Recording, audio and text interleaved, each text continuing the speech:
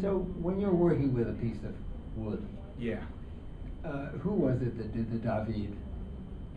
Michelangelo. Michelangelo, yeah. He said it was always in the stone and he just liberated it. So do you have the same vision sometimes? A piece of wood sort of speaks to you and says, Yeah. I'm here, let me out. Yes, when I see it, I try to envision different scenes, and I go by the contour. Of what does it give me? And I say, right here, something can go here, something can go there. And then I start to play with it a little bit, and maybe I'll start to build something. Sometimes I haven't liked it, and then I've taken it away, and I go a different direction. But yes, I definitely look at the piece of wood, and it gives me the idea. It speaks to me. I'm so struck by the play piece, the intensity that you see with children when they're playing, that you were able to bring with you, you know, this rich connection that children are often pressed to get rid of. You know, they spend all day doing a Lego thing, or you know, or blocks, or you know, a thing in the woods that looks like a fairy house, and then it's like, okay, pick up, put it away. Right. You know, you were lucky enough to be able to have parents who could let you keep it around. True. And True. you know, It feels like a real gift. yeah. It does. It really does. There's just another thought. This comes from my Jungian background, right? Yeah. But Jung has the notion of telos, right? So, might you think, I mean, this is rhetorical, right? But might you think about your work as something of your fullness, the fullness of your being, that's sort of, if you put it in a temporal term, ahead of you, that influences you now, right? So that it's a representation, in a sense, of something of your fullness that has its pull from ahead, rather than we typically think of pulls from behind, Right. Influences from behind, or residual stuff from our history. Right, definitely. But this seems to have much more of a, I mean, one could think of it that way too. Yeah. So. No, I definitely feel the pull From ahead. From ahead, definitely.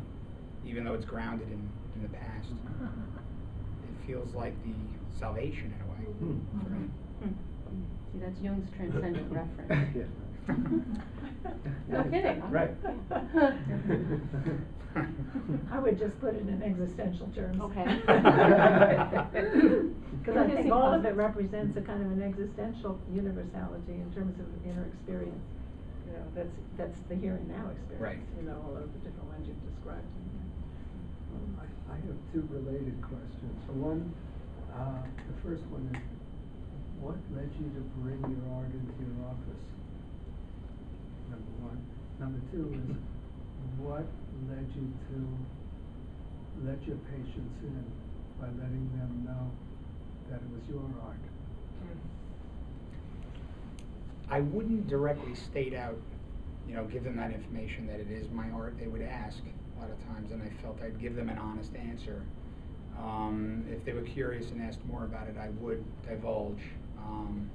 So that's how they would find out it's my work.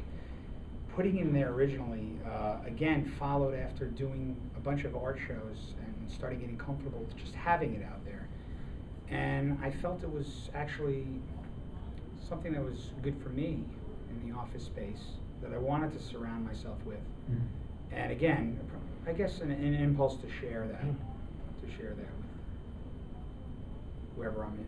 It also feels like you were bringing those two parts of your life together. Yeah. By bringing the art, which you had kept really separate. Right. You know, Yeah. by bringing the art into the office. I think that was my way of dealing with those sides of myself, was to keep them separate for a long time, and now I'm learning to synthesize them and seeing there's a need to do so, and also I think it's quite useful. Yeah. So that does reflect that process, I think. So to take that a little further, what pieces did you put in your office? What did you choose? I didn't put sculptures. I put more of the paintings and the watercolors. I felt the sculptures might be too much out there, so I thought the paintings may be a little more subtle. And their paintings Some of the watercolors, I had taken them out of the office, Oh. brought them here, but some of the black and white watercolors I had. Interesting that the watercolors in black and white. Yeah. We're often see that. Yeah, It's been a theme for me. I think I've always been more interested in structure than necessarily just the color of things, because the sculptures too, even though they have variation in color, they're very, very muted. So I'm much more interested in the structure. Although I appreciate Matisse's work, I'm probably not that type of artist who's very colorful. I'm much more into the structure and form of things. Intrigues me the most. I'm curious, the one piece you have here that's abstract, it's Yeah. the rest, right? It has Yeah. less of that same kind of structure. What is that one?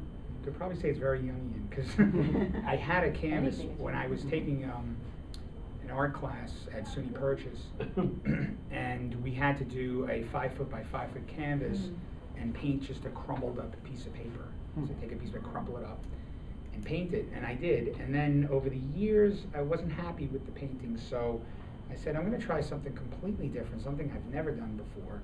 And I put the canvas out in the yard, and I just threw tons of paint at it, threw all kinds of things at it. I made different squiggly things in it and designs. And then I started to see shapes and try to capture faces and things in it. And then I started to kind of capitalize on, and I found these two people talking in the corner of the canvas. But most of the canvas I wasn't happy with, so years later, I had it, and I just sat in my house, and actually my cottage.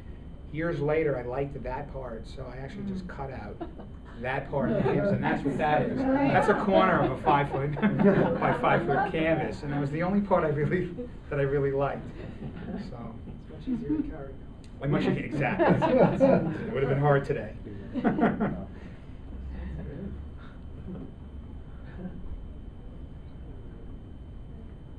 more comments or questions or thoughts? Well, I want to, go ahead. Well, it's a little thing, museum right near where I live or am about to live, had a thing where all the artists that worked with the museum were asked to join in, if they felt like it, for a 6-week exhibit last fall of fairy houses. And they were all hidden through the grounds. There's about 80 acres around it. I took my grandchildren. And you come to a tree, and one artist would have been given this tree. It would have little people. Some didn't have fairies in them. They just were hanging, perhaps. But it gave 100 artists, many of whom had never done anything like this, the chance to create something that was, something you went into psychically while you were doing it. Right. And some were very airy, some were like this.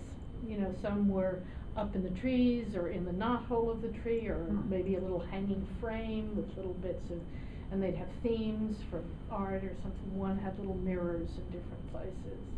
And some were down by the stream, where the stream had sort of, flooded out an area of roots under a tree, and they built them in there. It's really taken weeks to do them, and so to have, this, we were talking about the universality of this. Suddenly, people who thought in artistic terms were being, venturing into a new way of expressing themselves. Gosh, I wish. That's great. Which museum is this? The Florence Griswold. They did it again this year with scarecrows, not half as successful. But the fairy houses are all built with natural things, right? Yeah. Are they really? Natural. Yeah. Yeah. Yeah. Yeah. That's a piece of that. Yeah. Wow. Is it still there? Everything you find in the No, it was there for house. 6 Yeah, like months, found and the materials, snows yeah. came. Oh. But, I couldn't get my grandchildren away. We were there Yeah. for Yeah. 3 Yeah. hours. Yeah. Yeah. Fairies went to Florida.